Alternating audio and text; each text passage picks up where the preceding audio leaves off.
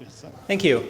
I'm Gabor Angeli, and this is joint work with Julie Tibshirani, now at Palantir, and Jean Wu, now at Apple, and of course Chris. And I'm going to talk about how to incorporate partial supervision into distantly supervised relation extractors, or a distantly supervised relation extractor. So by way of motivation, usually what we want to use relation extraction for, or at least one key application, is sort of knowledge-based population, which is the task of taking unstructured text from Wikipedia, from Newswire, from the internet, and turning it into this structured knowledge-based representation, like Wikipedia info boxes or Freebase. And well, why do we want that? Let's take an unnamed search engine and you get a query like, where is Chris Manning from? And you'd like to answer that. Well, let's say you've done the semantic parsing. You know that what you're looking for is like a place of birth, a country of nationality, and you go off to Freebase and it turns out we just don't know yet. But at the same time, this information is out there. If you go to Chris Manning's homepage, then there's a blurb in there that says, I'm Australian, and let's assume that we can do the co-reference. You could from this extract that Chris Manning is Australian. And you, the search engine, could happily return Australia as the answer. So the aspect of this I'm going to talk about again is relation extraction. The task here is as input, you're given a set of sentences containing an entity and a slot value, where the entity is the subject of the relation, the slot value is the object. Taking the knowledge-based population terminology, I apologize. And then the output is going to be the relation between that entity and the slot value. And there are many approaches to the problem. I'm going to look at two of them. One is to just train a supervised classifier. So here, if you have training data of the form, a single sentence and the relation that sentence expresses, then you can just train a supervised classifier with conventional techniques, and that works pretty well. The problem here, of course, is that this training data is expensive to produce and generally, therefore, limited. The other broad approach is distantly supervised methods. So here we artificially produce supervised data from the knowledge base itself. So our training data is tuples in the knowledge base entity relation slot value, and we kind of just assume that every sentence that has the entity and the slot value, or at least some of them, express the known relation. And the problem here, of course, is that this creates much more noisy training data and is much harder to train. All right, so the contribution of this paper really is that by adding carefully selected supervision, we can improve distantly supervised relation extraction. So sort of combine the benefit of both. For hard examples, train a supervised classifier. This is cleaner, works better, but also make use of this large corpus of text to be able to generalize better. And really, we're going to do two things in the talk. One is to explain what carefully selected means. In particular, we're going to propose a new active learning criterion, and we're going to evaluate it. And then we'll evaluate a number of questions. So one is just, what criteria work best? Is our new proposed criteria working? Another is where this supervision is helping in the model. So we can use it really in at least two places. One in initializing our larger distantly supervised model. The other is enforcing constraints during training. And we want to figure out which of those is producing benefit and to what extent. And then the last question is, now that we have this set of annotated examples, how well does it do on its own? All right, so I'd like to take a step back and talk about some background. First, about distant supervision. So sort of the most conventional form of distant supervision, or traditional form, I guess, is you take your entry in Freebase, like Barack Obama, employed by United States, and you take all the sentences that have Barack Obama and United States in them, and you just create independent datums that say each of these expresses the employed by relation. And now you have a beautiful, quote-unquote, supervised training set. You train your classifier. And sometimes it works well. The first sentence, Barack Obama is the 44th and current president of the United States. Well, that's true. That entails employed by United States President Barack Obama, similarly. But sometimes you get these, clearly wrong training examples. Obama was born in the United States doesn't entail employed by at all. So we, as a field, I guess, know this. There have been models that try to mitigate this.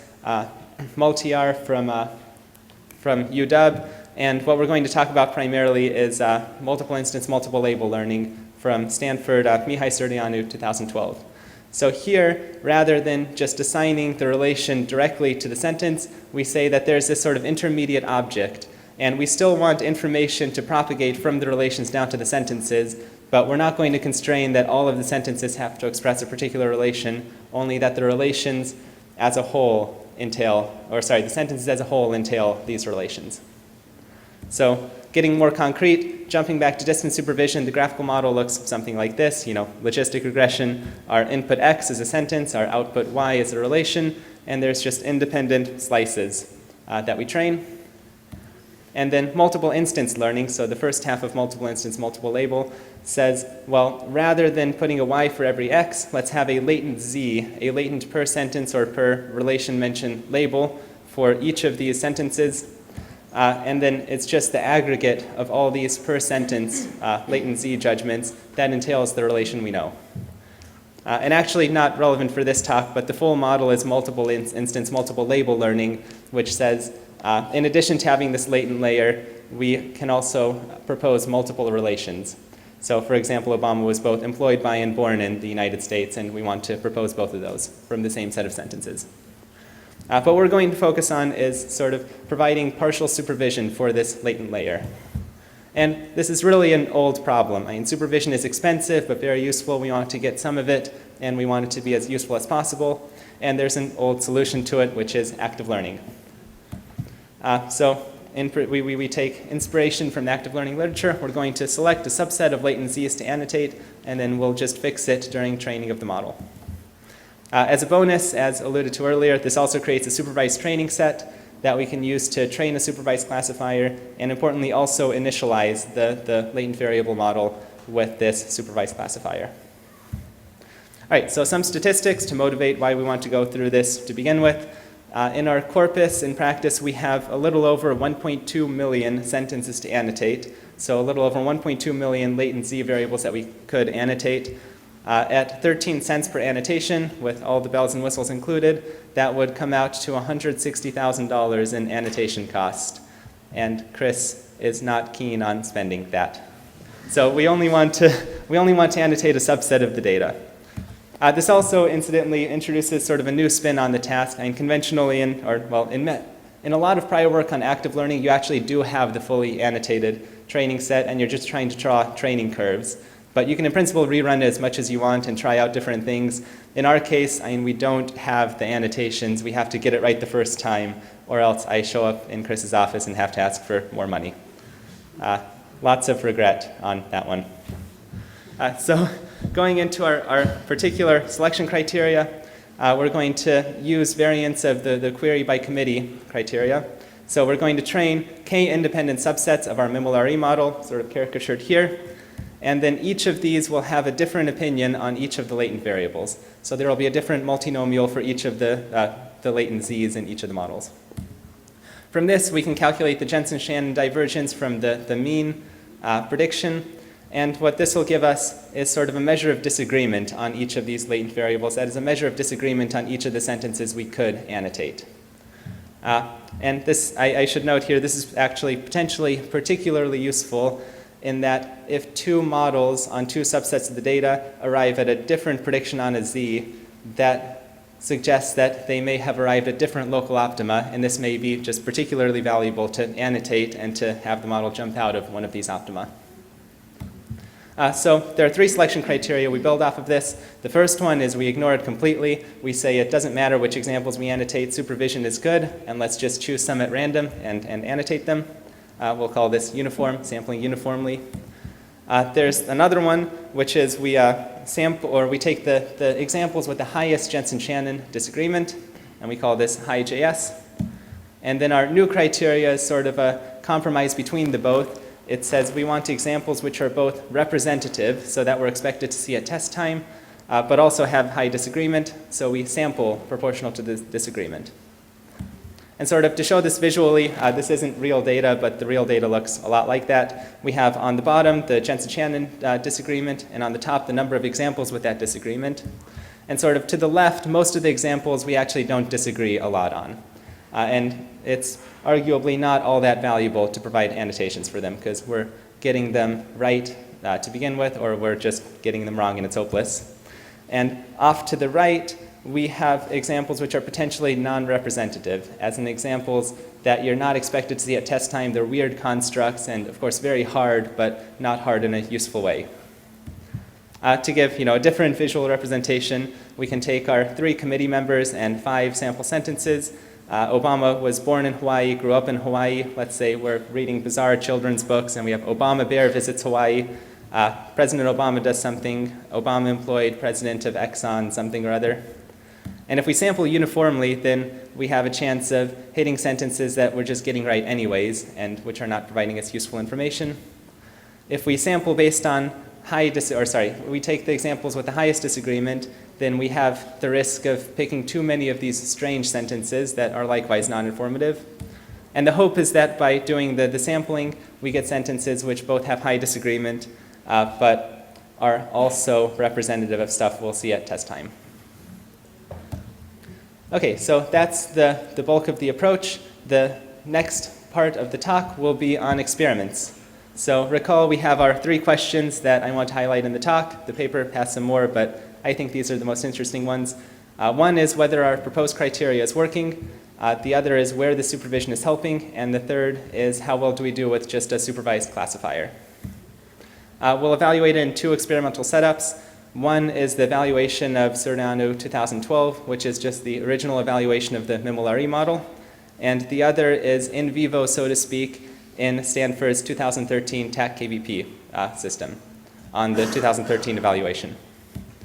And if you want to zone out and you don't care about all the numbers that will follow, then the most important number is we took our baseline model, that is the existing MIML-RE model, and we took the best system from this paper and submitted both of them to the 2014 competition.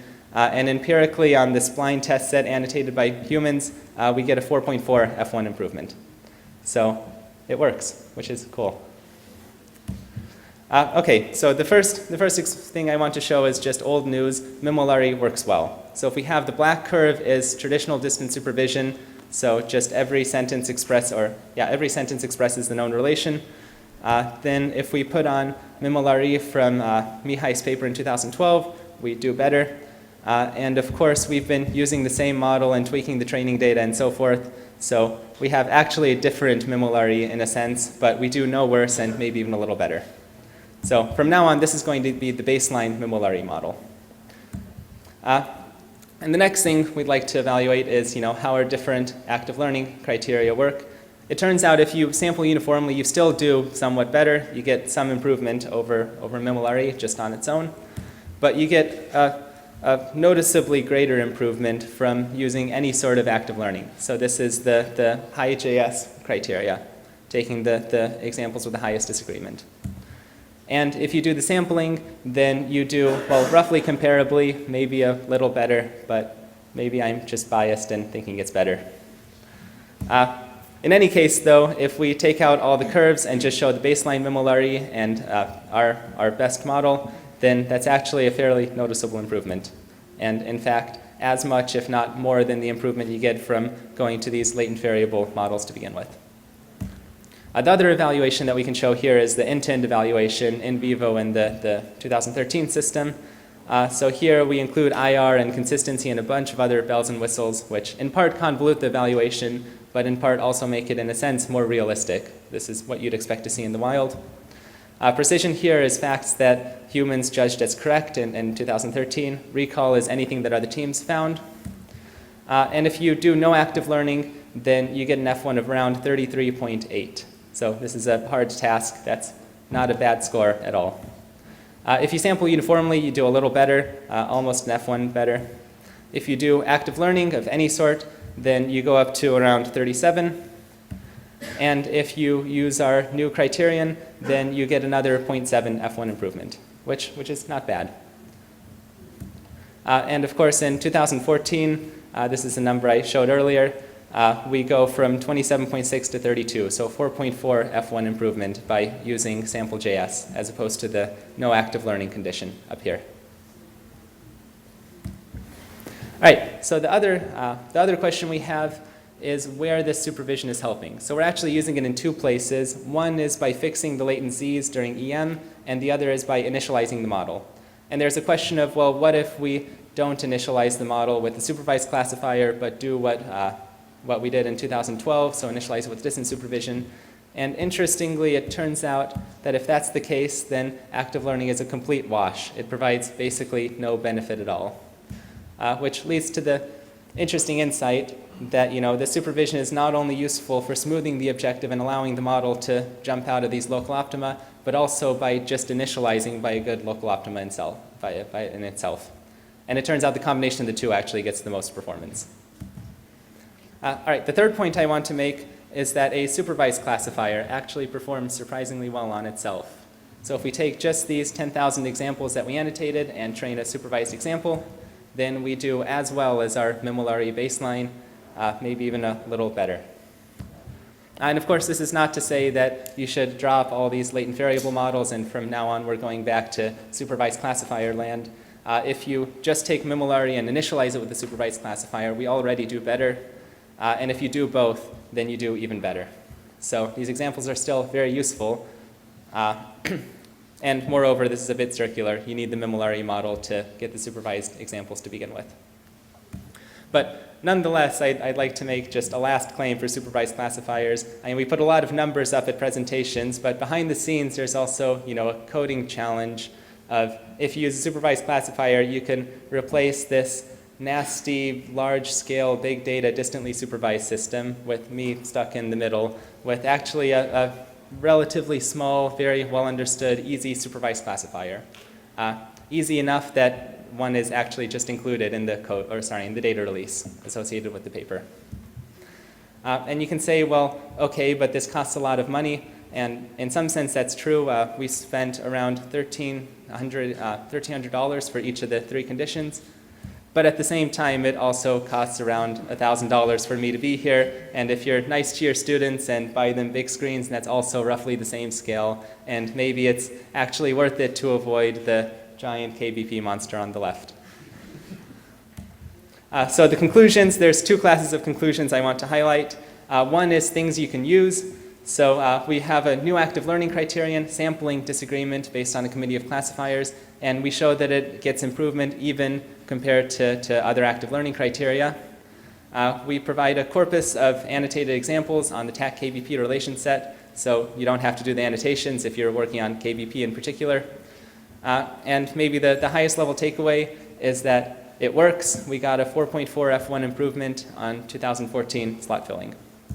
The other class of things I want to conclude with are sort of things we've learned. So example selection is actually just very important if you're annotating examples. And if you're going to do such a task, then at least for relation extraction, it turned out to be important, and you should consider doing it. Mimolari, just particular to the model, it turns out is just very sensitive to initialization, and you should pay attention to that if you're working with the model, if you're trying to extend the model. And that a supervised classifier actually works surprisingly well with surprisingly little effort and shouldn't be discounted. And thank you. That's all I have.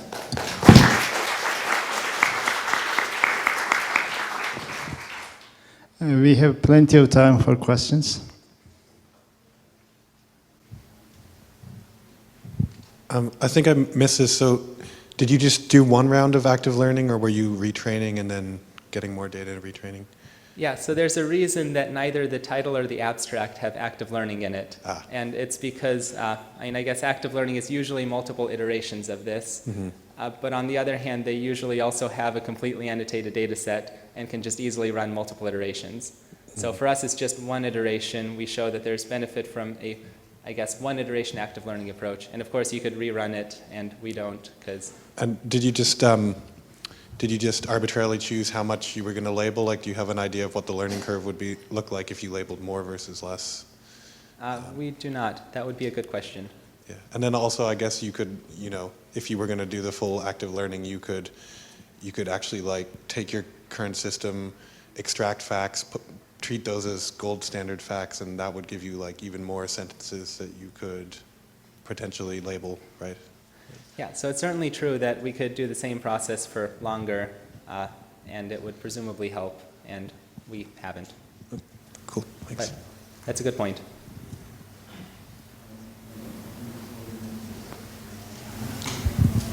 Thanks, very nice talk, and congratulations on the top 1 performance in KVU 2014. I think a natural extension of this work could be automatic assessment of all the pooled results from multiple systems.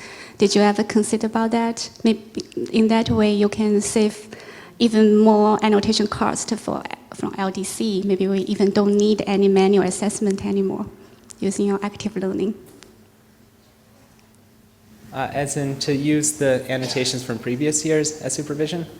Yeah, so you can consider the pooled system output as the noisy, dissonant superviews data, and then you can apply your active learning framework to at least give the assessors some product order of the instances. Because currently they are assessing all the answers based on alphabetical order, right? And you can give them some really nice ranking. Yeah, we haven't looked into that, but that's true. Okay, thank you.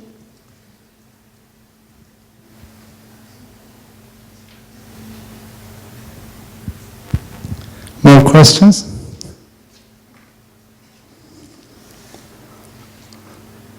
I have actually one. Maybe more important than the F measure. How much dollar amount did you save by improved criterion? How much I saved by what? By you basically came up with a new sampling data, and you improved 4.4 in F measure. But how much does that translate to dollar amount saving?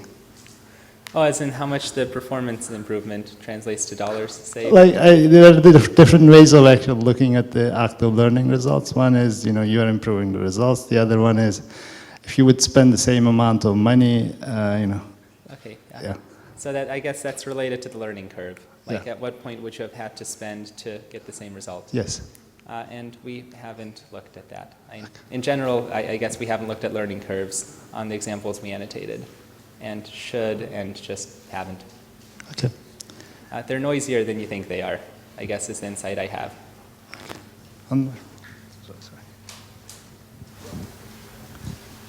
I have a question regarding the active learning strategy. The numbers you showed for uniform sampling and your sampling for uniform selection sampling show that one gives a higher recall and the other a higher precision. This is... Did you think about whether your active learning strategy might be used to optimize one of the criteria, recall or precision? So I guess I didn't go over the details of the evaluation in the talk, but these are already tuned for the optimal point on the precision recall curve. So the numbers are meant to be comparable to each other, but optimistic in a sense. If you want, a completely valid evaluation, then the 2014 number is the validation there. But the problem is they have different max recalls, which means either we have to pick arbitrary thresholds for each run, or we have to in some way do some aggregate statistic like either area under the curve or optimal F1, which I guess related to your question means that the precisions and recalls even within a single system can be moved back and forth, and it's just they had different optimas on F1. Okay, thank you. Thanks again. Thank you.